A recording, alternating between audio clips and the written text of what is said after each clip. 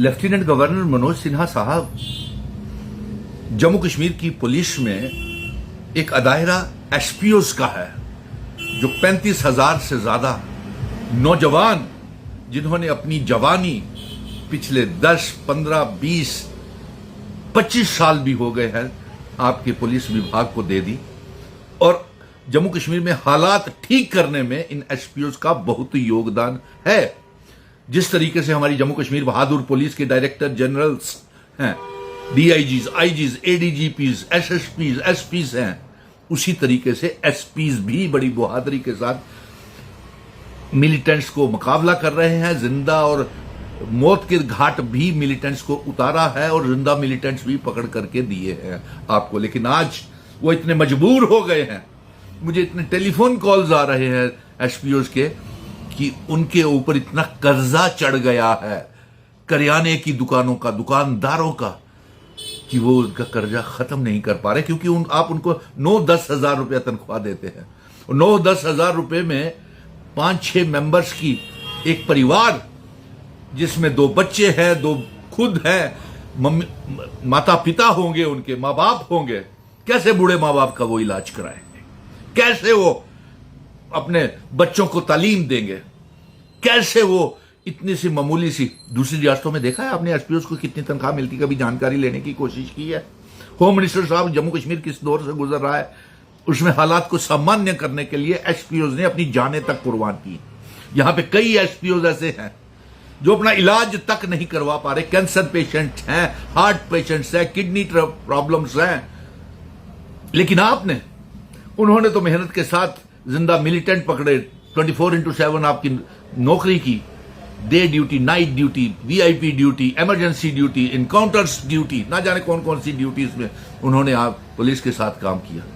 और आज वो मुझे इतने कह रहे थे कि हम 20 साल के थे जब एसपीओ लगे थे, लेकिन आज ओवर एज हो गए हैं हम। हमने मिलिटेंट्स को पकड़ा है। एलजी साहब से ये तो पूछो, फॉलोअर्स को जिन्होंने इनकाउंटर्स में, जिन्होंने आईटीआई की ट्रेनिंग्स ली हुई है, उनको कब पक्का करेंगे आप बताइए?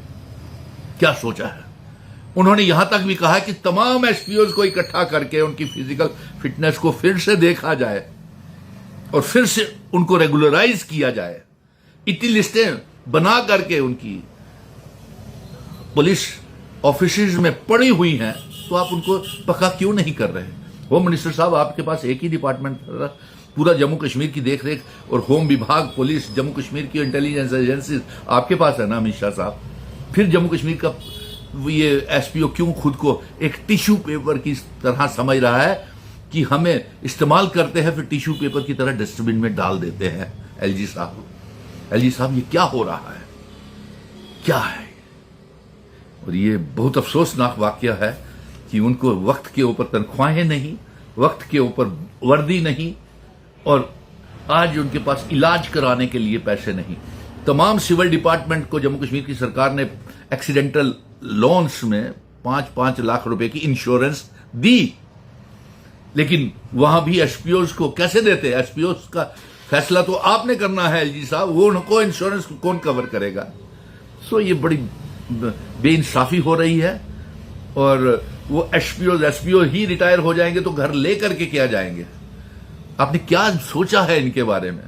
इसलिए मुझे आज बड़ी अफसोस के साथ, दर्द के साथ ये कहना पड़ रहा है कि मेरे जम्मू कश्मीर का एसपीओ मेहनत, ईमानदारी के साथ काम तो कर रहा है, लेकिन दुखी है। उसका यह भी कहना है कि अगर एलजी साहब या होम डिपार्टमेंट उनके बारे में ये नहीं सोचता तो उनको निकाल दें।